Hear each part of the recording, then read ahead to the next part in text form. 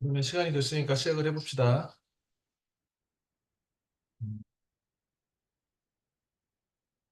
오늘 한강 작별하지 않는다 두 번째 시간인데, 유건영, 네, 건영이는 다 읽었나? 아니요, 조금 남겼어요. 조금 남았어. 그래. 이다경, 네.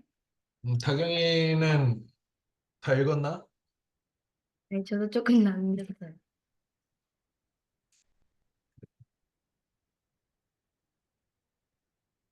자, 그러면 해설을 해봅시다.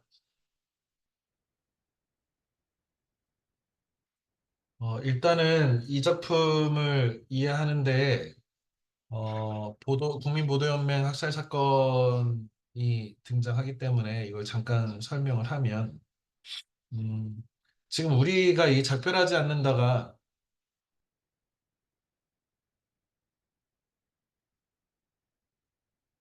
제주 4.3을 배경으로 하고 있단 말이야.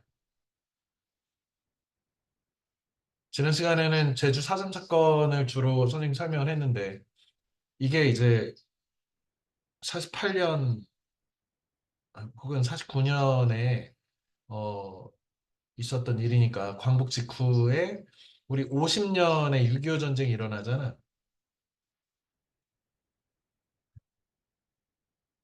이 50년 6.25 전쟁 어, 이전의 사건이고 6.25 전쟁이 일어나면서 이 소설에도 등장하는데 제주 4.3 같이 이런 어떤 좌익으로 몰린 사람들, 그러니까 북한 공산주의자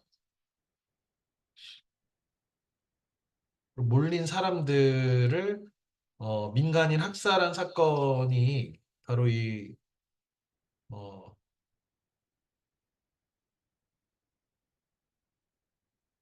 제주 4.3인 거지. 그리고 그것이 전국적으로 확대된 것이 바로 보도연맹 학살 사건이다. 사망자 추정은 우리 지난번에 제주 4.3에서 그 민간인이 죄 없이 학살당한 것이 통상 어, 3만 명 정도를 추정하잖아. 레프 신도시의 전체 인구가 맞먹는 남녀노소 어린아이 할 것 없이 이 민간인을 군인도 아니고 뭐도 아닌 민간인을 학살한 사건인데 여기는 이 제주 4.3이 전국으로 확대됐다는 것을 보면 지금 단위가 눈을 의심하게 하는데 10만에서 30만 명 이상 될 수도 있다. 어,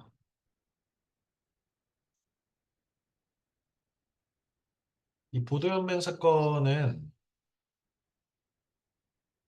처음에는 이제 좌익 계열의 운동을 하는 사람들을 관리하는 차원. 그래서 남한의 그 좌익 세력들, 특히 남노당, 남한 노동당에 가입한 사람들의 이런 사람들을 보도연맹이라고 하는 국민보도연맹이라는 단체에 가입시켜가지고 교화를 하겠다는 거야. 근데 문제는 이 보도연맹에 가입해서 교화를 할 건데 이 보도연맹에 누가 가입했냐면 강제적으로 가입을 막 시킨 거야. 아무 관계없는 사람도 강연도 하고 이렇게 했다는 거야. 그 시군에서 인원을 배당하고 인원 채우기 위해서 부역 안 한 사람도 가입하면 쌀 준다, 비료 준다. 그러니까 가난한 사람들이 다 보도연맹에 가입한 거야. 다시 설명할게. 그러니까 한국전쟁 이후 이전에 38선으로 갈려가지고 이쪽은 북한 공산주의가 들어섰고 사회주의가 들어섰고 이쪽 남한 이제 자유주의가 들어섰는데 이제 전쟁의 위협이 있고 이쪽은 소련 이쪽엔 미국이 등에 업고 일종의 대리전을 북한하고 남한이 이 새로운 이데올로기 전쟁을 시작할 거란 말이야. 역사적으로는 시작을 했고. 그런데 이 역사적 사건의 직전에 남한에서 북한 편을 드는 남로당 얘네들을 관리하는 차원에서 너 남로당 하지 말고 보도연맹 가입해라. 보도연맹 가입하면 우리가 너가 이렇게 그 사회주의자가 아니고 공산주의자가 아닌 게 노력한 것을 우리 인정해 줄게. 이렇게 해서 보도연맹에 가입시켰고 또 이 보도연맹에 많은 사람들을 가입시키라고 정부가 미 군정이 계속 강조하니까 아무 관계없는 사람들도 그냥 막 국민학교 4학년, 5학년 애네들도 막 가입을 했다는 거야. 그 가입하면 뭐 준다고? 쌀 준다고 비료 준다고 하니까 가난한 사람이 다 가입했다고. 자기가 좌익이 아닌데도.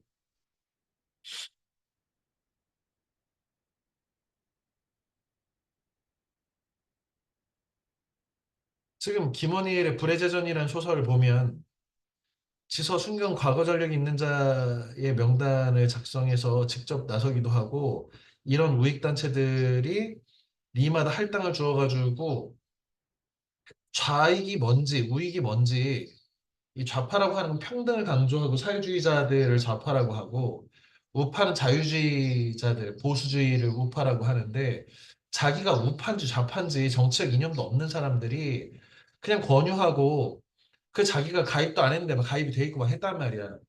근데 문제는 뭐냐면 이 보도연맹에 가입했다고 해서 한국전쟁이 발발을 하니까 1950년에 한국전쟁이 발발하니까 얘네들을 다 그냥 뭘로 규정한 거냐면 빨갱이로 규정한 거야. 그래서 전체 학살을 했다고. 이게 제주 4.3에서 3만 명을 학살했는데 여기서는 30만 명을 전국적으로 학살했다는 거예요. 지금 이게 어마어마한 사건이지 사실은. 그래서 이런 역사적 비극들을 이 작별하지 않는다가 이런 역사적 비극들과 우리가 작별하지 않겠다는 것이고 그리고 작별하지 못한다 우리는 아직도 작별하지 못한다 이런 작품이 바로 이 한강이 이 역사적 트라우마 앞에서 이 거대한 폭력 국가의 거대한 폭력 앞에서 개인은 얼마나 무력한고 얼마나 허약한가를 드러내는 시적인 산문이다라고 이제 그 칭찬을 받으면서 이렇게 문학상을 탔는데 노벨 문학상을 탔는데 한편으로 이 소설의 잘된 부분 소설이 어떤 위대한 문학인 부분도 되게 포착을 하지만 이 소설에서 말하고자 하는 주제인 어, 우리 인간은 왜 이렇게 폭력적이고 이렇게 무고한 사람들을 특정 이데올로기로 뒤집어 씌워가지고 어마어마한 사람들을 학살할 수 있느냐. 우리는 피해자의 관점에서도 보지만 이 가해자들은 어떻게 하면 가해자가 될 수 있나, 저렇게. 어떻게 어린아이들을 저렇게 막 죽일 수 있나. 이런 생각들을 하면서 읽어보자고 권하는 바입니다. 자, 자, 일단은 지금 이 전체 소설에 대해서 신영철이라고 하는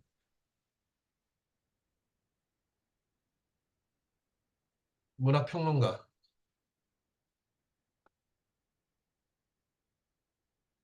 신영철, 저,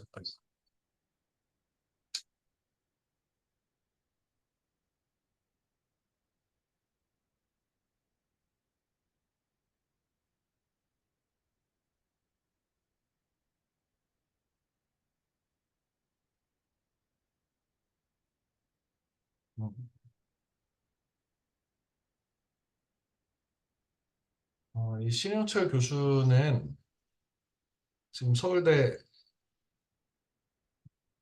영문과 교수로 있는 분인데, 선생님이 가장 신뢰하는 문학평론가 중에 한 명이고, 선생님이 개인적으로 팬인 글을 아주 잘 쓰는 문학평론가인데, 한강 작가하고 인터뷰도 많이 하고 또 이 책의 제일 뒷변에 보면 이 설영철 교수, 신영철 평론가의 이 해설이 이렇게 있단 말이야. 그 해설을 소개하는 것으로 시작해 보겠습니다.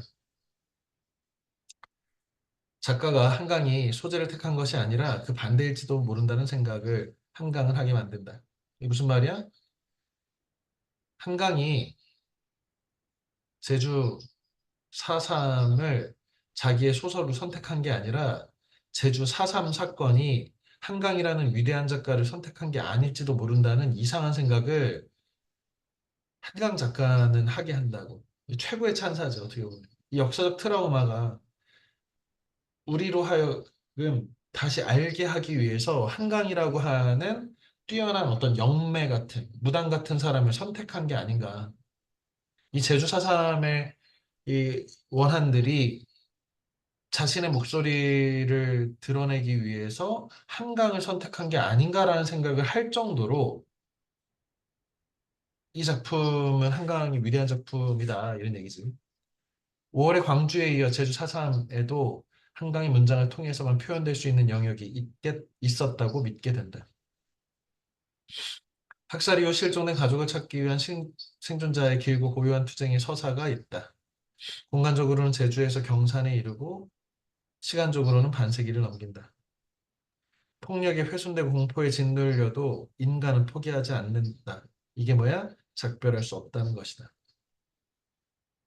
이 소설에 작별하지 않는다는 제목은 우리가 작별하지 않겠다고 왜 이런 어마어마한 국가의 3만 명 혹은 30만 명 더 이상의 민간인에 대해서 그냥 빨갱이라고 딱지를 붙여서 어린아이들 포함해서 남녀노소 할 것 없이 무고하게 죽이고 그 파묻었던 그리고 그 희생자들을 빨갱이라고 이름 붙여서 그들을 죽이는 것은 절멸시키는 건 정당하다고 했던 우리의 역사가 대한민국 역사가 그대로 우리가 그러한 사건을 잊어버리고 작별을 해버리면 5.18에 대해서든 제주 4.3에 대해서든 그렇게 작별하고 말면 우리는 인간이기를 포기하는 거라는 의미를 내포하고 있는 거지. 인간은 동물과 다른 것은 우리가 인간이 존엄하다고 믿기 때문인데 인간이 다른 동물들보다 훨씬 더 잔혹한 방식으로 수많은 동족들을 심지어 같은 민족인 혹은 같은 이웃들을 3만 명, 30만 명을 학살하게 되는 그런 일들이 어떻게 있었는지에 대해서 우리가 반성하고 우리가 곱씹어보고 우리가 다시는 그런 일이 만들어지지 않게 하기 위해서는 우리는 어떠해야 하는가 이것에 대해 성찰하지 않으면 우리는 인간이기를 포기하는 거죠. 지금 이 학살자들은 진짜 인간답지 않은 인간인데 그 인간답지 않은 인간은 왜 만들어지는 거야? 한나 아렌트에 의하면 생각하지 않기 때문에 스스로의 머리로 옳고 그름에 대해서 생각하지 않고 남들이 생각한 것을 그대로 주입받아가지고 움직이는 기계 같은 그런 인간이 되는 순간에 스스로 생각하는 생각을 못하는 순간에 저렇게 비인간적인 학살 기계가 돼버릴 수도 있다고 인간이. 그러니 우리는 이런 것들을 작별할 수 없는데 그 작별하지 않게 만드는 것이 또한 이런 한강 같은 위대한 문장가의 예술 작품이라는 거죠. 이 모든 것이 딸의 눈과 입을 통해 전해진다. 인선이지. 폭력은 육체의 절멸을 기도하지만 기억은 육체 없이 영원하다.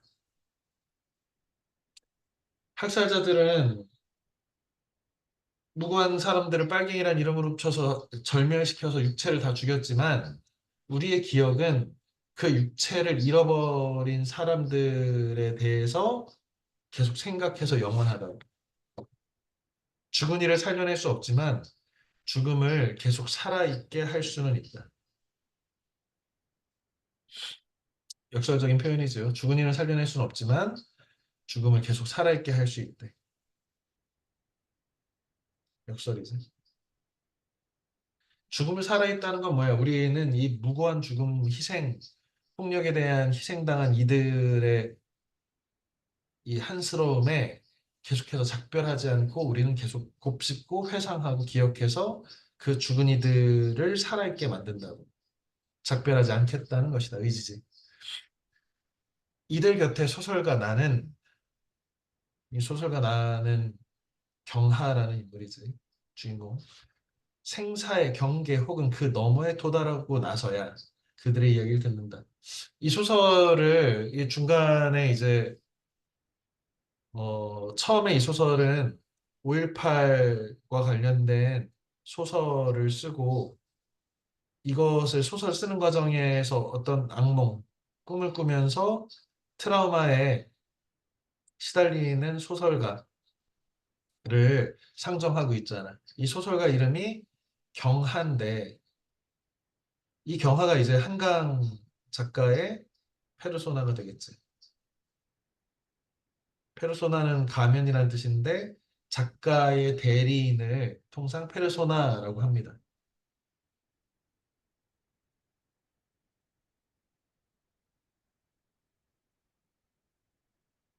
그래서 경화가 이 5.18 소설을 쓰면서 5.18에 희생되고 학살당한 분들의 사연과 그 유가족의 사연을 보면서 아마 이 5.18 소설은 소년이 온다 라는 작품일 텐데 자신을 형상화한 경하라는 인물을 통해서 이 소설 쓰기가 얼마나 괴로웠는지 밥도 못 먹고 숨도 제대로 못 쉬고 우울증과 환청과 환각을 계속해서 겪고 있는 온몸으로 겪고 있는 소설가를 등장시키고 그 소설가가 제주 4.3의 문제에 접근해 가는 과정. 그때 인선이라는 친구가 과거에 이제 다큐멘터리 작가를 하던 이 인선이 제주도에서 묵수로 있어서 이 인선한테 어떤 부탁을 하냐. 이 제주 4.3과 5.18 같은 것에 희생당한 사람들을 표현하는 예술로서 다큐멘터리를 찍고 그것을 통해서 일종의 제사의식을 통해서 이 자신의 문제와 이 한스러움을 좀 풀어내고자 하는 일종의 그 무당의 제의 같은, 무당의 굿 같은 것을 좀 해보려고 기획을 한단 말이야, 영화가. 그게 뭐야? 통나무를 여러 그루들을 해다가 먹으로 칠해가지고 해안가에다 이 잘려버린 통나무를 심겠다는 거잖아. 그리고 이것을 사진으로 찍고 영상으로 찍어가지고 남기자. 라고 하는 제의를 이제 했는데, 그리고선 자기가 너무 괴롭고 하니까 이걸 철회했단 말이야. 이거 하지 말자, 못하겠다. 더 이상 괴로워서 숨도 못 쉬겠다. 그런데 인선은 묵묵히 자기가 혼자라도 이걸 하겠다고 진행하고 있었던 거지. 경화 따로. 근데 이 목수인 인선이 작업하는 도중에 어떻게 됐어? 손가락이 정단돼서 봉합 수술을 받아야 되는 상황. 그래서 서울로 왔잖아. 그래서 나는 이 경화를 보러 갔더니 봉합 수술한 그 전문 병원으로 이 손가락이 잘렸는데 그 손가락을 붙여가지고 와가지고 손가락 수술을 받았고 그런데 이 절단된 손가락을 봉합하는 과정에서 이 소설의 어떤 전체 주제와 관련된 어떤 상징성들을 작가가 굉장히 많이 집어넣었다고 선생님 생각해 뒤쪽에 설명하겠습니다. 음. 그래서 그 인선이 어쨌든 괴롭게 그 치료를 받고 있는 과정을 보면서 어떤 부탁을 인선이 하냐면 내가 키우는 제주에 새가 있는데 앵무새지. 이 새한테 물을 줘야 되는데 물과 먹이를 안 줘가지고 얘 죽게 생겼다. 너한테 부탁할 테니까 이 새를 구해줘. 라고 하는 엉뚱하기도 한 부탁을 받고 제주도로 가는 거죠. 이 횡적으로는, 공간적으로는 서울에서 제주로 가고, 이 작가가 이 소설에 대해서 설명해 주세요 그랬더니, 일단은 경하의 고통이 인선을 만나가지고 제주도에 가는 과정을 횡적으로 공간적 횡적으로 드러냈다가 경하가 자기가 이 눈 속에서 파묻히고 죽었는지 살았는지 모르겠고 도착해 봤더니 그 내 구원하러 온 새는 벌써 죽어 있었고 그래서 그것을 제사 지내고 봤더니 서울에서 지금 치료를 받고 있어야 하는 혹은 어떤 문제가 생겼는지 모르는 인선이 지금 나타났고 또 죽었던 내가 파묻어가지고 제사를 지내줬던 제의를 해줬던 새 아마가 되살아나가지고 내 앞에 날아다니고 있고 과연 여기가 내가 나조차 살았는지 죽었는지 모르는 공간 속에서 인선이 자신의 어머니가 겪은 제주 4.3의 학살에 대해서 듣는 과정 그래서 그들의 고통을 실제로 막 느끼는 것 같은 그런 체험들 이런 것이 이제 그 공간적 횡적인 것에서 깊이로, 한스러움의 깊이로 들어가는 것이다. 그런데 그 깊이의 끝에서 사람들이 이 한스럽게 죽어간 사람들이 불꽃으로 다시 살아나는 그래서 횡적으로 진행되고 깊이로 진행되는 것이 그 밑바닥에 그 절정에 이르러서 생명의 불꽃으로 다시 올라가는 구조를 작가가 구상을 했다는 거죠. 이 작가가 참 아무나 하는 게 아니다라는 생각을 하게 했습니다.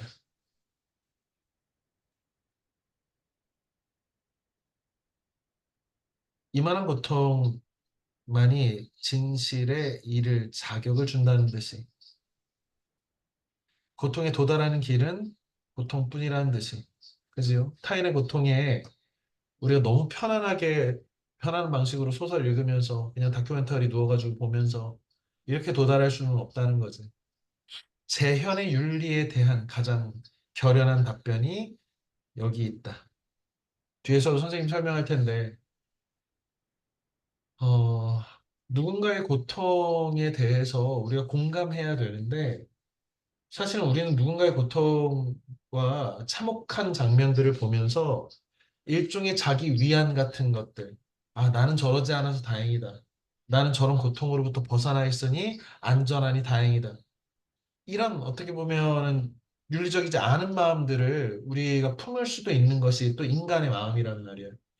그러면 제주 4.3이라든지 6.25 전에 있었던 학살 혹은 5.18 같은 계엄하에서의 군인들에 의해서 무참히 죽은 그 학살자들, 학살당한 희생자들 그런 분들의 고통에 우리가 어떻게 공감하고 어떻게 성찰할 것인가?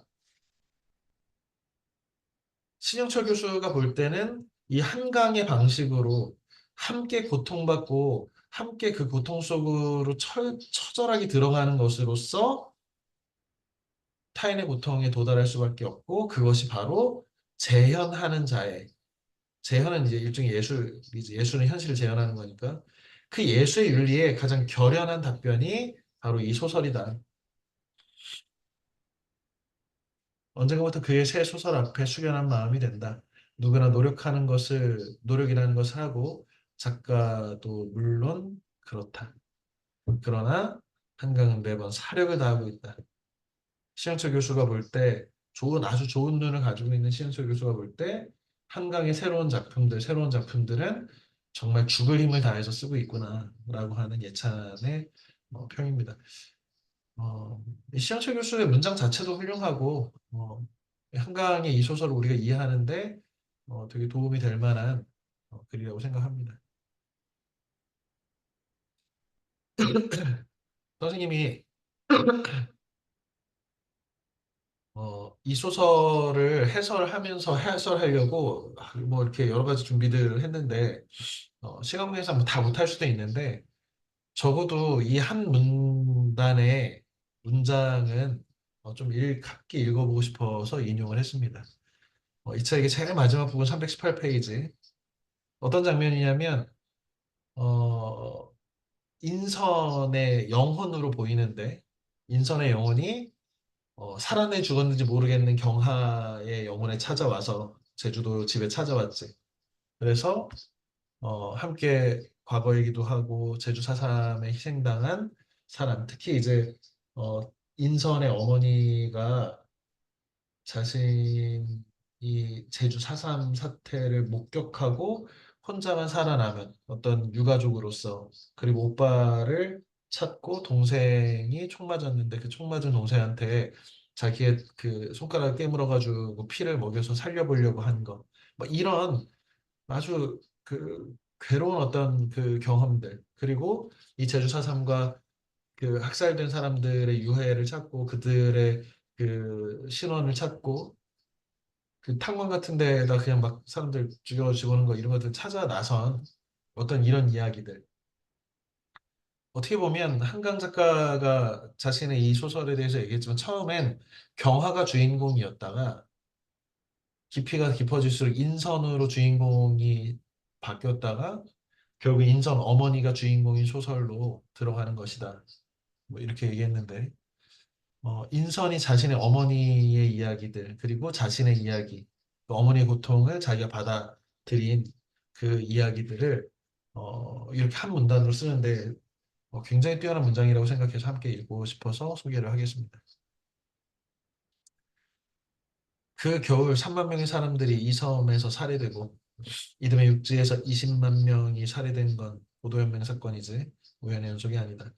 이 섬에 사는 30만 명을 다 죽여서라도 공산화를 막으라는 미 군정의 명령이 있었고 그걸 실현할 의지와 원한이 장전된 이북 출신의 극우 청년단원들이 그 2주간의 훈련을 마친 뒤 경찰복과 군복을 입고 섬으로 들어왔고 해안이 봉쇄되었고 언론이 통제되었고 갓난아기의 머리에 총을 겨루는 광기가 허락되었고 오히려 포상되었고 그렇게 죽은 10살 미만의 아이들이 1,500명이었고 그 전래에 피가 마르기 전에 전쟁이 터졌고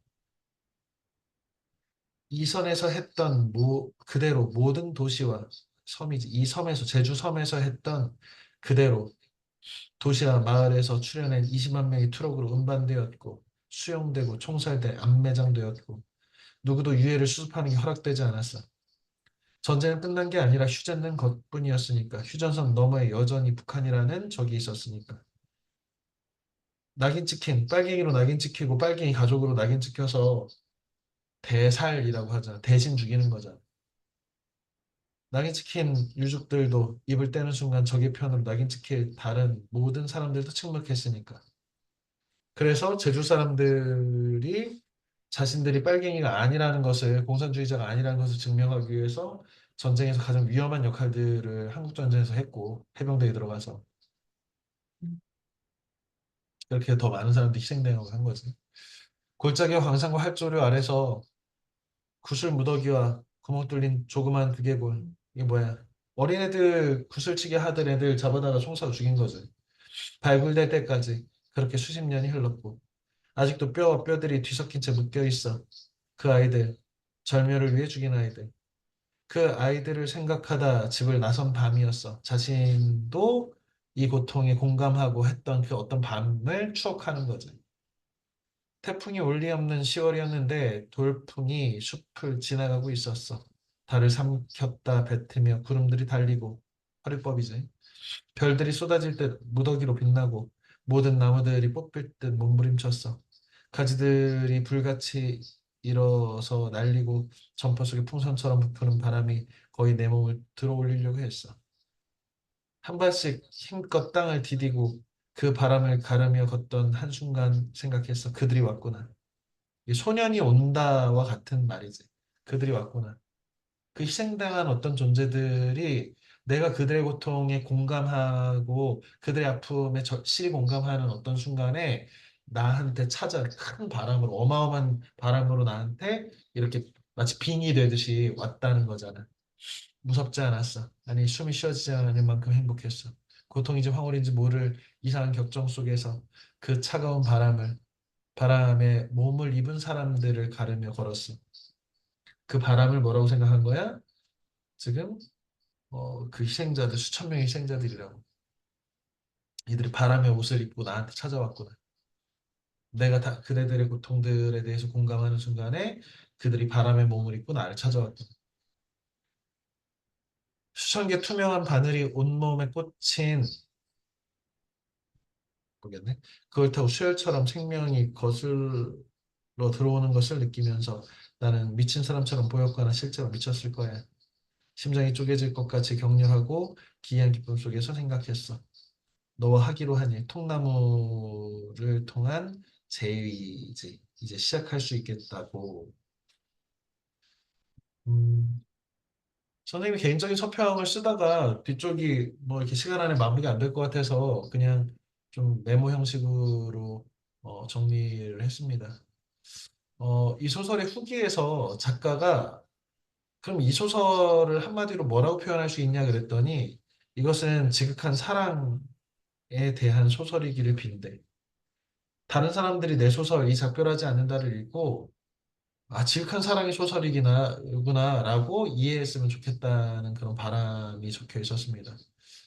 우리는 참혹한 학살에 관련된 그 5.18 광주의 소년이 온다와 이어지는 비극의 서술이다라고 생각하는 사람들도 있지만 그게 아니고 이 자신의 소설은 지극한 사랑에 대한 소설이기를 빈대. 선생님도 읽으면서 어떤 생각을 했냐면 소년이 온다에서는 마치 이 서술 방식이 5.18 광주에 들어가서 마치 거기에 내가 등장인물처럼 활동하는 것 같은 방식으로 참혹한 현장을 내가 보고 있는 것 같은 일반적인 소설 방식을 띠고 있는데 이 소설은 그렇지 않고 경화가 인선의 목소리를 통해서 인선은 자신의 엄마의 목소리를 통해서 이렇게 그 희생자들과 그 유가족들의 실제 경험을 듣는 방식으로 내가 겪은 게 아니라 듣는 방식으로 서술돼 있단 말이야. 그러니까 내 고통이 아닌 고통에 대해서 다른 사람의 이야기를 들어서 그 고통을 함께 너무나 힘들어하는 사람들의 이야기들. 그렇게 남의 고통을 그냥 아유 너는 고통스럽고 나는 그 고통에서 벗어나 있으니 참 다행이다 이런 식이 아니라 정말 그들의 고통에 너무 함께 고통스러워하면서 그 이야기를 들은 사람들, 그 이야기를 전파하고 그들의 억울함을 어떻게 해서든지 한을 풀고자 하는 그런 사람들, 그런 형식의 소설이란 말이에요. 그러니까 어떻게 보면 아, 이것은 고통과 학살에 대한 소설이 아니라 그 고통과 학살의 피해자들에 대해서 우리가 어떤 마음으로 그들한테 함께 고통스러워하면서 다가갈 것인가. 이것이 인간다운 것이고 이것이 가장 인간다운 덕목인 지극한 사랑이 아닌가. 뭐 선생님은 이 한강 작가가 이런 얘기를 하고 싶다 싶어서 이렇게 얘기한 것이 아닌가라고 추측을 해봅니다. 저는 개인적으로는 채식주의자를 읽으면서 너무 그 기교가 뛰어난 작가 그리고 어, 기교가 너무 과도하게 뛰어나다고 약간 생각했거든. 너무 좀 환상적이고 상징적이고 그래서 아 이거는 좀 과도한데라고 이렇게 사실은 이렇게 워낙에 명성이 높은 작품이었지만 영국의 맨 부커 상을 탔는데도 이렇게 안 다가왔었는데 어, 지난 시간에 선생님 설명했지만 소년이 온다 5.18 광주의 이야기를 쓴 걸 보면서 와 이건 진짜 어떤 동물하는 그 5.18에 희생된 소년의 빙의한 진짜 무당이 아닌가 싶을 정도로 너무 소름 끼치게 잘 쓰는 안타까운 마음으로 읽은 소설이야. 아, 진짜 좋은 작가다 이런 생각을 했지. 그런데 하지만 그때도 내 아내 동요가 작가의 문장에 의한 것인지 참혹한 역사 5.18이라는 신궁 노선도한 이 시기들 역사를 재현한 것인지 알 수 없었다. 하지만 이번 작별하지 않는다를 읽으며 지금까지 읽은 세 권의 책이 한데 엮이며 작가 개인에 대한 경탄, 놀라움의 탄식을 넘어 인간의 문장이 어디까지 말할 수 있는지 문학이 어디까지 할 수 있는지 놀라지 않을 수 없었다. 언어예술인 문학이 인간의 고통과 그 고통에 반응하는 또 다른 인간에 대해서 어디까지 어떤 방식으로 형상화할 수 있는가를 정말 그 극단까지 보여주는 것이 아닌가라고 어, 어, 생각했습니다. 역사적 트라우마에 맞서며 인간 삶의 연약함을 드러내는 강력한 시적인 산문이다.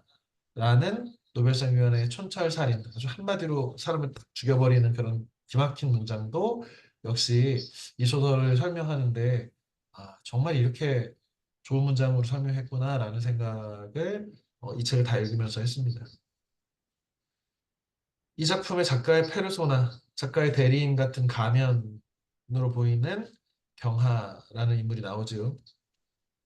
이 경하가 선생님 생각에는 서울경자에 강하자를 쓰면 서울의 강이잖아. 서울의 강은 한강이잖아. 그래서 한강 작가가 자기의 페르소나라고 일부러 경하라고 이름을 줬나 보다. 서울강 이렇게 한강 이렇게. 몽유록입니다. 몽유록은 꿈속에서 어떤 사람들 죽은 사람들을 만나고 돌아오고 하는 그런 꿈속의 이야기를 몽유록이라고 하는데 조선시대에 뭐 그 단종과 사육신의 그 한스러운 것을 만나고 저승에서 돌아오는 몽유록도 있고요. 이 강도 몽유록 같은 경우에는 강도가 이제 강화도거든.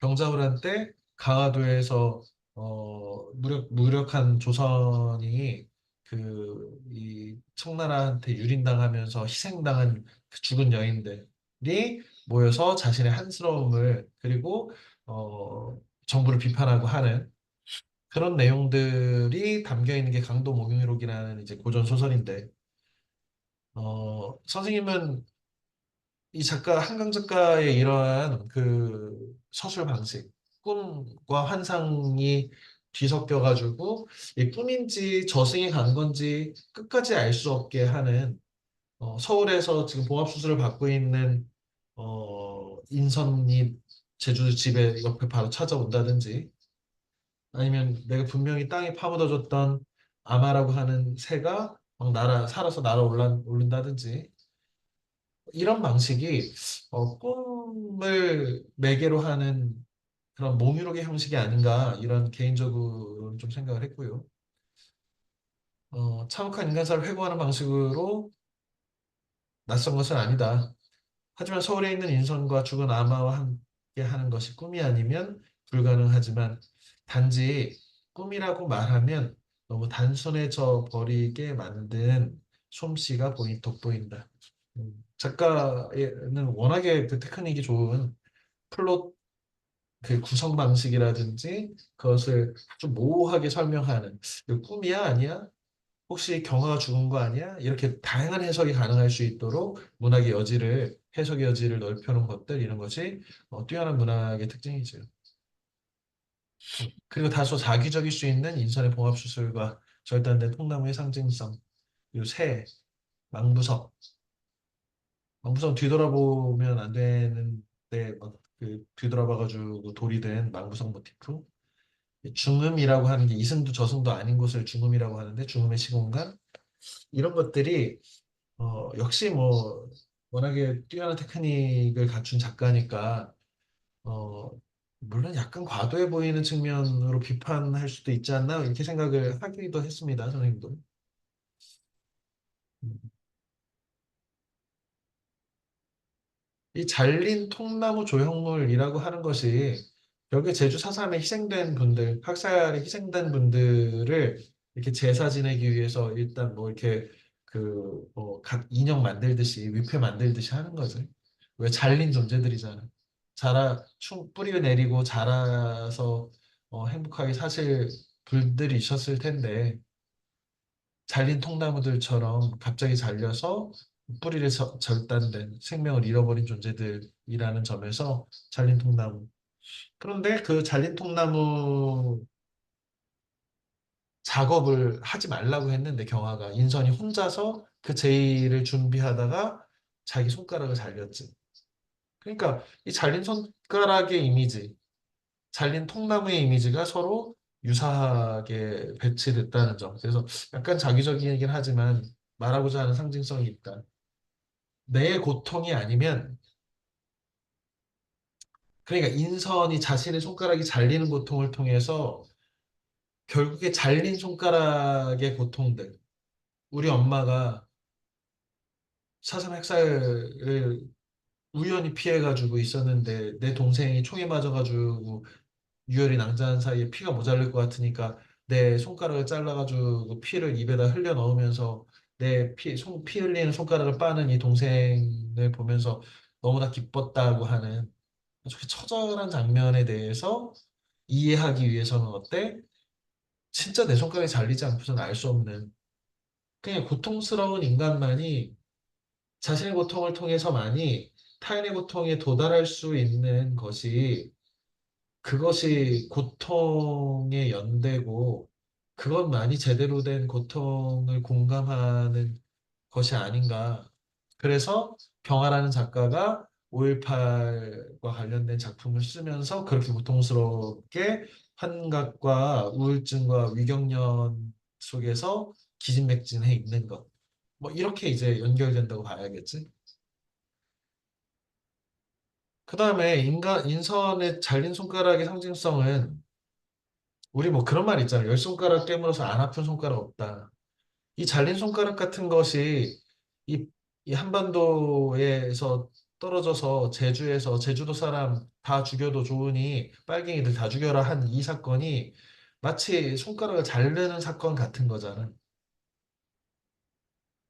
그래서 여기서 그렇게 수많은 사람이 3만 명이나 되는 당시 제주 도민이 30만 명밖에 안 됐는데 그 30만 명 중에 10분의 1인 3만 명이 죄도 없이 그냥 남녀노소 할 것 없이 어린애들이 구슬치기 하다가 끌려가서 학살당하고 그대로 파묻혀가지고 바다에 파묻히고 활주로에 파묻고 해서 한 이 사건이 우리는 기억도 안 하고 있단 말이야. 알지도 못하고. 왜? 우리는 안 아프면 이 사건이 제주 4.3이 있었다는 것 자체도 생각하지도 않는다고. 처음에 인선이 손가락 다쳤다고 해가지고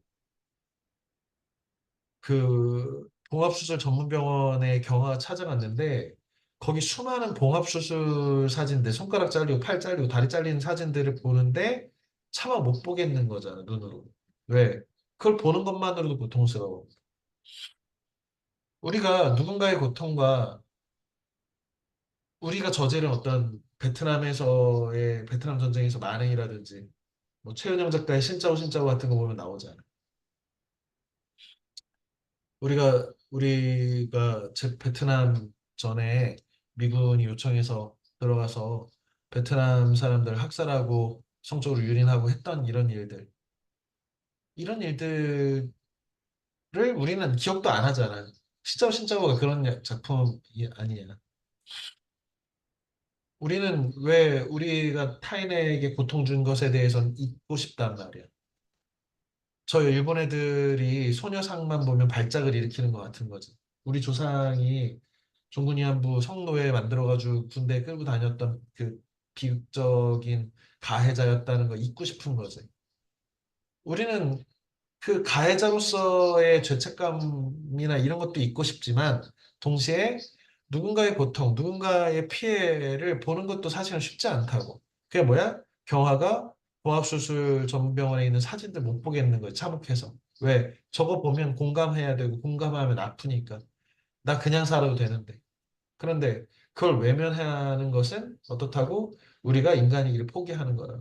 내가 인간다운 인간 되려면 이 고통받고 고통받은 인간에 대해서 공감하는 그 사랑만이 우리를 인간답게 하는 것인데 작가가 얘기하기에 그 고통을 외면하는 순간에 우리는 인간다운 인간 아닌 거지. 그러니까 인선이 손가락을 이렇게 잘려가지고 이쪽 손가락에 붙여가지고 봉합수술을 했는데 근데 피를 뚝뚝뚝뚝 흘리고 있는 거야. 왜 피를 흘려? 피를 흘려야 괴사가 안 된다고. 그 다음에 옆에 간병인이라는 사람이 이 잘렸던 손가락에 계속 바늘로 찔러가지고 고통을 계속 준단 말이야. 왜? 이 부분이 원래 내 살이었고, 내 살이었다는 것을 어떻게 아는 거야? 고통받아야 아는 거지. 그래서 신경이 연결돼서 신경이 괴사되지 않아야 된다는 거야. 신경이 썩지 않는다는 거야. 이건 어떤 상징성이 있는 거지. 우리가 어떤 존재와 단절됐어. 근데 그 단절된 존재와 연결되기 위해서는 그 존재의 고통에 내가 공감하고 함께 아파하지 않으면 피를 뚝뚝뚝뚝 흘리지 않으면 지금 그것은 그냥 남이 돼버리고 괴사에서 잘린 손가락 된다고. 우리의 역사의 어떤 부분과 그것의 결과인 우리라고 하는 점을 이해하려면 어떻다고? 제주 4.3, 5.18, 우리가 저지른 베트남에서의 만행, 이런 것들을 안 볼 수 없다고.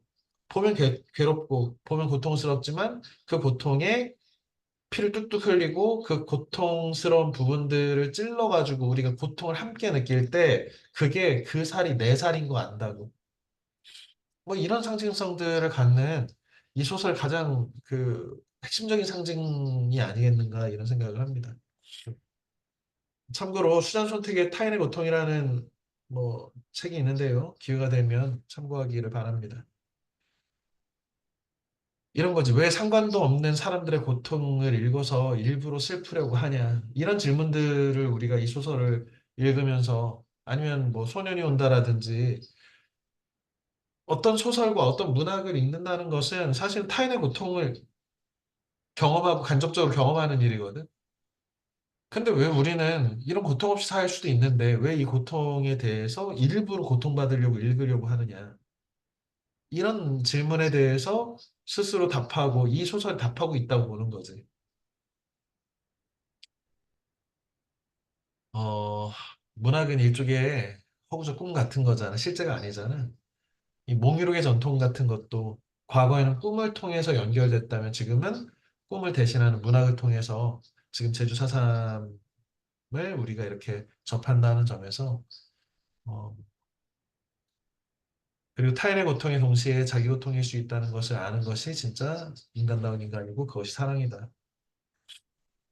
지난 시간에 죽음에 대해서 그 프랑스의 철학자 장 칼레베치가 1인칭, 2인칭, 3인칭의 죽음이 있다고 했고 1인칭의 죽음은 나의 죽음이니까 뭐 내가 살아있을 때나 인간이고 죽음은 인간이 아니고 느낄 수도 없으니까 이 나의 죽음은 아무것도 아니다. 2인칭의 죽음만이 문제인데 왜 3인칭 그들의 죽음은 우리한테 별 의미 없다고. 뭐 슬프고 힘든 일이긴 하지만 우리의 삶과 큰 문제가 없는데 이 너의 죽음, 2인칭의 죽음. 그럼 그들과 너의 차이는 뭐냐? 내가 사랑하는 사람이면 이 부재를 견딜 수 없이 누군가의 죽음이라고 하는 영원한 그 사람과의 단절과 부재를 견딜 수 없는 어떤 인간이 바로 너인데 그래서 이것이 지극한 사랑에 대한 소설이기를 빈다라고 하는 작가의 말을 읽으면서 아, 여태까지 제주 4.3이나 보도연맹이나 혹은 5.18 광주나 등등의 이 억울한 고통당한 어마어마한 그 학살의 피해자들이 있는데 그냥 그 옛날에 그랬지 뭐 전쟁이니까 어쩔 수 없지 라고 하는 것은 3인칭으로 대하는 거라면 그것을 지극한 사랑에 대한 소설이 빈다라고 한다면 이것을 결국 사랑하는 존재 2인칭의 죽음으로 다시 말하면 그들의 죽음이 나 스스로의 잘린 손가락을 계속해서 피를 흘리고 신경을 연결하는 그 고통처럼 함께 고통을 느낄 수 있게 만들어주는 일종의 매개체로서 몽유록으로서 꿈으로서 이 작별하지 않는다는 소설이 역할을 하고 있고 그렇기 때문에 이 소설이 문학이 무엇을 해야 되는지 문학은 언어를 통해서 어디까지 인간을 밀어붙여서 우리가 얼마나 인간다운 인간으로 살게 하는지 이 문학의 의의들을 느낄 수 있는 아주 절실한 소설이었다라고 선생님이 생각한다는 거예요. 그다음에 이제 아마나 아미나 이제 이새 구하러 가는 얘기가 나오는데 새는 땅과 하늘을 이렇게 왔다 갔다 하잖아. 이 새라고 하는 것이.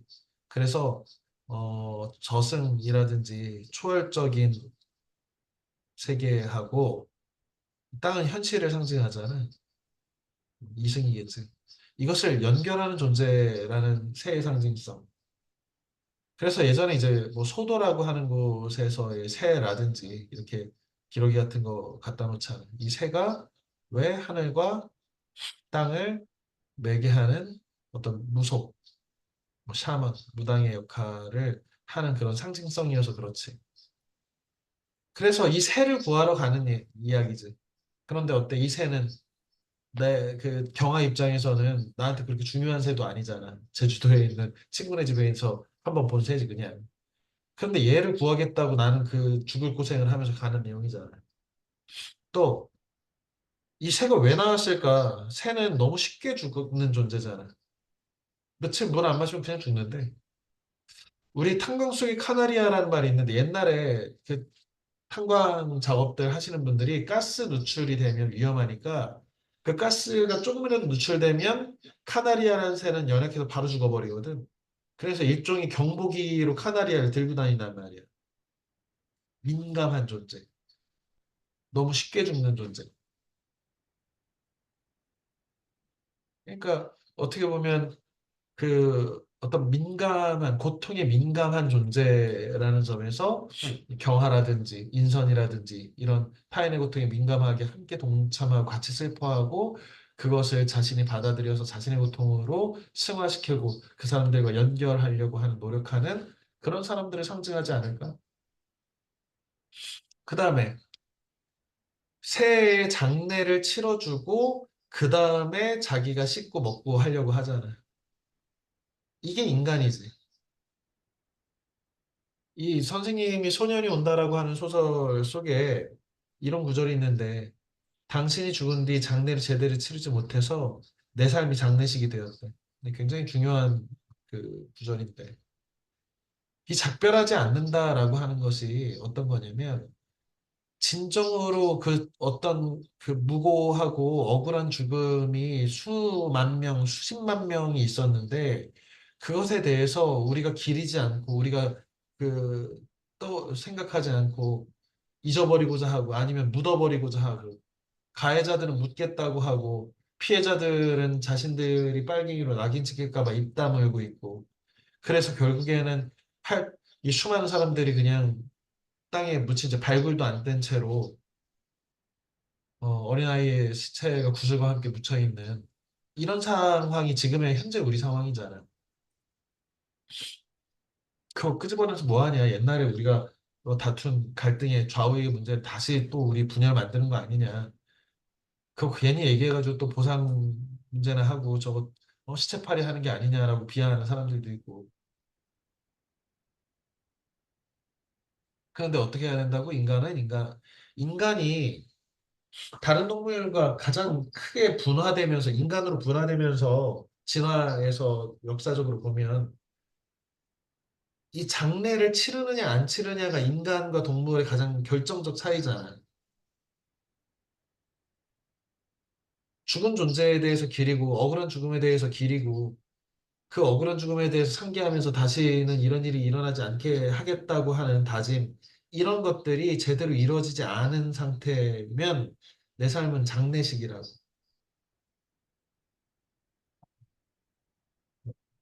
뭐 이런 내용들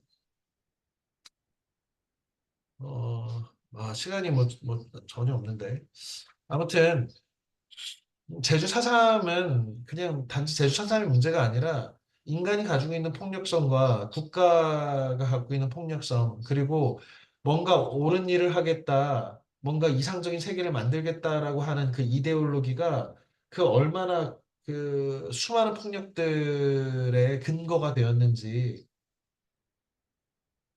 우리가 인간다운 사회, 사람답게 잘 사는 사회를 만들자고 경쟁하면서 북한은 사회주의란 방식, 남한은 자유주의란 방식을 갖고 와서 그 어마어마한 학살을 양쪽에서 다 저질렀단 말이야. 북한이 잘했다, 남한이 잘했다 문제가 아니라 둘 다 아주 그냥 민간인 학살을 앞다투어 했단 말이야. 빨갱이라고 파랑이라고 규정해서, 적으로 규정해서. 또 마찬가지로 베트남에 간 우리 군인들이 베트남에서 똑같은 짓들을 또 저질렀고, 학살을 저질렀고. 그래서 이 소설에도 제주의 눈과 베트남의 비라고 하는 이런 양쪽의 상징성을 연결해 놓은 거죠. 눈과 비 모두 눈을 이 나무들을 부러뜨리는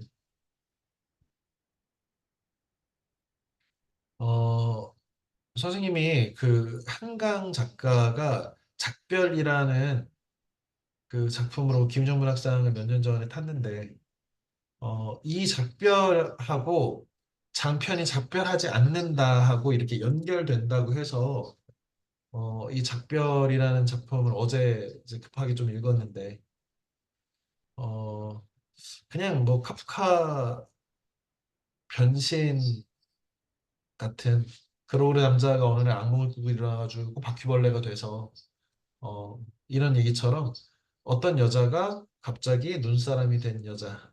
그래서 자꾸만 이 고통, 이 한쪽 고통스럽게 눈사람이 갔듯이 당황스럽고 한데 남자친구든 가족이든 그 주변 사람들이 위로해 주려고 손을 잡아주려고 하면 그 손을 잡아주는 것 때문에 더 녹아버리고 이러는 우리가 누군가의 고통에 대해서 어떤 방식으로 위로하고 공감할 수 있는가, 그것이 얼마나 한계가 있는 행위인가, 이런 것들에 대해 생각하게 하는 소설인 점에서, 작별하고, 작별하지 않는다. 이게 이렇게 연결된다라고 하는 것들도 확인을 했습니다. 시간이 너무 없는데, 선생님이 이 보도연맹 사건이나 이 제주 4.3 여러 그 사진들을 보면서 가장 참혹한 사진 중에 하나를 이렇게 뭐 한밤중에 소개하는 게 좀 적당한지는 모르겠는데 너무 안타까운 이 누가 봐도 한 중학교 1학년이나 돼 보니까 초등학생으로밖에 안 보이는 이 사람이 좀 있으면 요로 갈 거 아니야.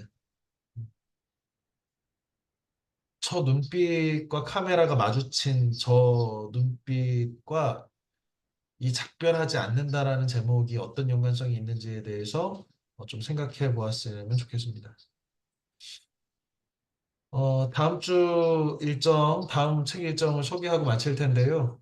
어, 제주 4.3의 그 비극을 2주 동안 작별하지 않는다라고 하는 무거운 소설로 우리가 다뤘는데, 이번엔 좀 가벼운 소설로, 가벼운 소설이 아니라 가벼운 이제 일종의 르포르타주 다큐멘터리 같은 건데, 박지원의 그 중국 여행기인 열하일기, 연한 박지원의 열하일기를 고미숙이라고 하는 고전 평론가가 아주 재미있고 아주 새로운 방식으로 이렇게 해석한 책이 열하일기 웃음과 역사를 유쾌한 시공간이라는 책인데 벌써 보니까 20주년 된 책이야. 고전의 반열에 든 책이야. 선생님이 대학 다닐 때쯤에 아주 뛰어난 그 책이라고 이제 소개를 받고 그때부터 최소한 선생님이 이번 지금 읽고 있는 것까지 포함하면 한 4번 정도 읽은 책인데 이번에 다시 읽어도 이 학생들한테 같이 읽고 싶은 그런 책이어서 어, 다루겠고요. 우리가 아마 음, 이 열하일기 원문을 하면 더 좋았을 텐데 원문은 좀 너무 어렵기도 하고 해서 열하일기에 관한 2차 저작인 고미숙이 열하일기 웃음과 역사를 유쾌한 시공간을 4월 16일, 4월 23일 양일을 거쳐서 진행할 거고요. 이 책을 마무리한 다음에는 과학으로 넘어가서 심채경 박사의 천문학자, 여성 천문학자 글 되게 잘 쓰시는 분이고 TV의 알쓸 별잡 뭐 이런데 과학자로 나오셔서 예능 프로그램에서 이 말씀도 잘 하시고 하신 분인데 천문학과 관련된 그 여러 가지 재밌는 그 과학 정보를 담은 책이어서 이 책을 다룰 겁니다. 그래서 물론 이제 도서관에서 빌려도 좋고 2권 다 아니면 그냥 한 달에 2권밖에 안 된단 말이에요 책이. 그래서 가능하면 그냥 사면 좋을 것 같아요. 그래서 열심히 책을 읽고 책을 읽어야 어, 뭐 훌륭한 사람 되는지 모르겠지만 어쨌든 똑똑한 사람 되니까 열심히 책을 읽어서 잘 진행을 해봅시다. 아유, 늦었네요. 자, 모두 고생했습니다. 적절하지 않는데 다 못 읽은 사람 빨리빨리 읽고. 안녕. 안녕히 안녕히 계세요. 계세요. 그래, 잘 자라. 안녕히 계세요. 잘 자라, 얘들아.